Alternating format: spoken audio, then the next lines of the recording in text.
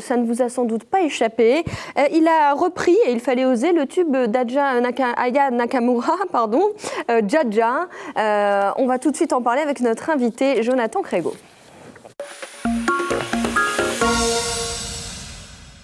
Le temps de vous rejoindre, Jonathan, bonjour. Bonjour Anne-Charlotte. Alors, vous avez fait le buzz, et je pense que vous n'y attendiez pas à ça, c'était fin de l'année. Vous avez décidé de faire une version de Jaja. Alors, c'est un titre qu'on connaît tous, hein, c'est une chanson française très, très populaire, qui est un peu incompréhensible. Et moi, vous m'avez aidé finalement à la comprendre, cette chanson. Vous avez décidé de la reprendre en version français soutenu. Pourquoi cette idée ? Je suis ravi que ça vous ait aidé pour commencer. L'idée est venue tout simplement parce que je suis une personne qui est assez éclectique. J'écoute beaucoup de styles de musique en tant que musicien, en tant que chanteur. Et quand on écoute autant Aznavour que Britney Spears, que Woodkid, que Tchaïkovski, il y a des gens que ça étonne. Et Aya Nakamura aussi, bien entendu. Et je me retrouve souvent au milieu de toutes ces personnes à devoir expliquer non, la musique pop c'est intéressant parce que ceci, la musique urbaine c'est intéressant parce que cela. Et avec le succès d'Aya Nakamura, en fait, je me suis souvent retrouvé à expliquer à mes proches ce que les paroles signifiaient, pourquoi cette musique était importante. Et je pense que c'est venu assez naturellement de faire cette cover dans toute la lignée des idées que je fais, des vidéos avec des petits concepts. Alors Jaja devient Jean-Jean, mais le mieux c'est qu'on la regarde, cette cover de Jaja. On regarde tout de suite, on en parle après.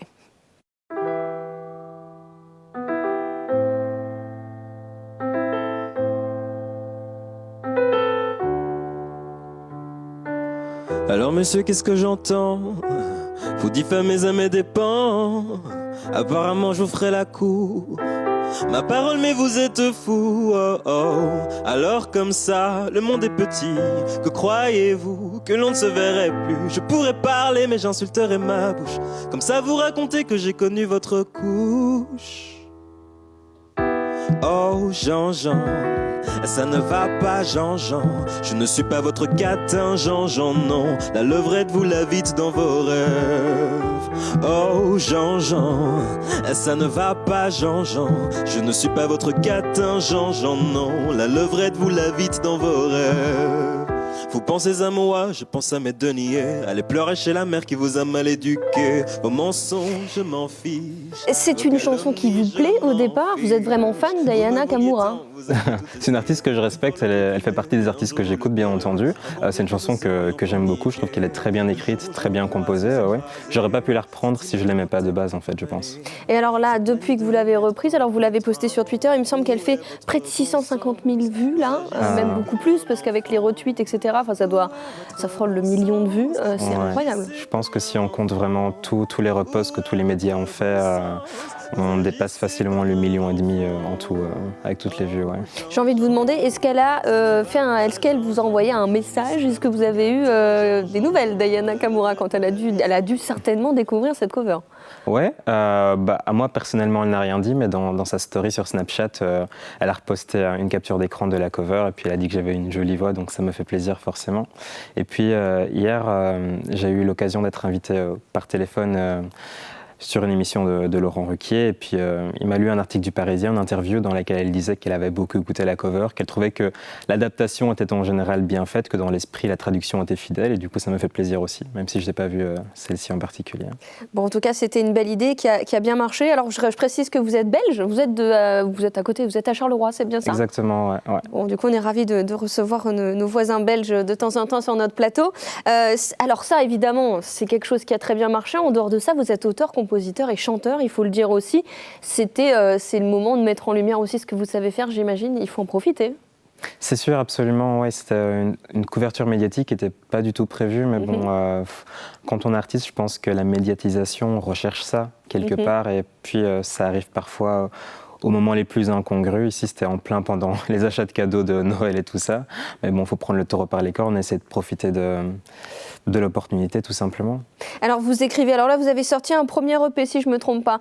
Là vous allez peut-être sortir un album au mois de janvier, des clips, tout ça c'est en train de s'organiser tout ça au final? Ouais, tout ça est en train de s'organiser. Il y a mon premier single qui devait de toute façon sortir début 2020, buzz ou pas. Ici il va peut-être sortir un petit peu plus tôt que prévu, mais ça restera de toute façon dans le début de l'année.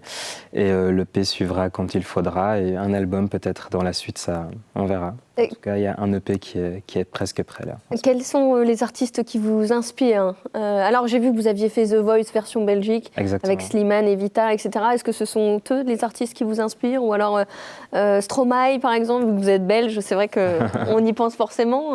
Quels sont ceux qui vous inspirent aujourd'hui? C'est vrai que quand on est belge de ma génération, c'est dur de passer à côté de l'influence de Stromae, bien entendu. Moi, la musique qui me plaît vraiment de base, c'est la musique pop, mais après j'ai grandi dans une famille chrétienne et tous les dimanches j'entendais des gens chanter à l'église, donc il y a cette musique-là qui m'a influencé. J'aime beaucoup Aznavour, j'aime beaucoup Florence and the Machine, Queen, Madonna, Beyoncé, voilà, de la musique pop, de la musique alternative, de la musique efficace. J'essaie vraiment de rester le plus éclectique possible. J'ai une formation classique aussi, donc l'opéra aussi c'est quelque chose qui m'inspire. Voilà. Il n'y a pas de limite à l'inspiration, j'essaie juste de rester le plus ouvert possible et en restant le plus ouvert, peut-être de toucher le plus de monde possible, qui sait. Alors on va entendre justement ce premier EP que vous venez de sortir, ça s'appelle Millennial, c'est ça? C'est mon premier single qui n'est pas encore sorti. Qui n'est pas encore sorti, c'est une exclusivité pour nous alors. Eh bien écoutez, on le découvre tout de suite, on en parle après. On fait des burn-out à 25 ans, on vit toujours chez nos mamans. On n'a pas le permis de conduire, et puis on a peur de vieillir. On s'habille comme les adolescents, on leur reproche de devenir grands. Au fond, ils ont pas le droit d'avoir l'air plus mature que moi. Millénial, millénial. On n'a pas l'argent, mais nous on a Instagram.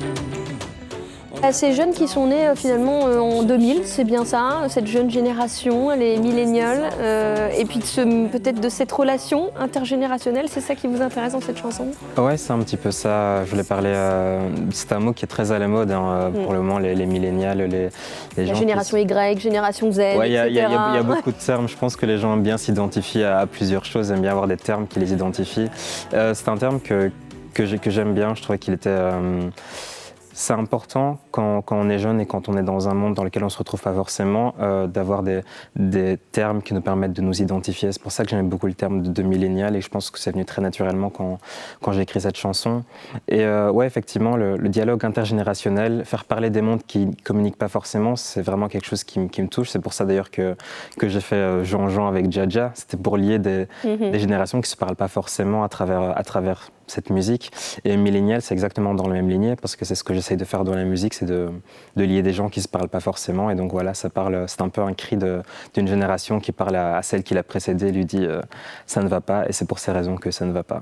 Eh oui, parce qu'on n'a pas d'argent, mais on a Instagram, on a aussi Twitter. Vous expliquez tout ça dans cette chanson. Je sais que vous en avez écrit d'autres et on va bientôt les découvrir dans un nouvel album. Ce sera en janvier. Et ben revenez nous voir quand vous aurez sorti votre album ici sur WEO. On se fera un plaisir de vous recevoir. Merci à vous, Jonathan, Merci à vous d'être venu. Et puis bonne continuation et encore bravo pour votre buzz. Merci.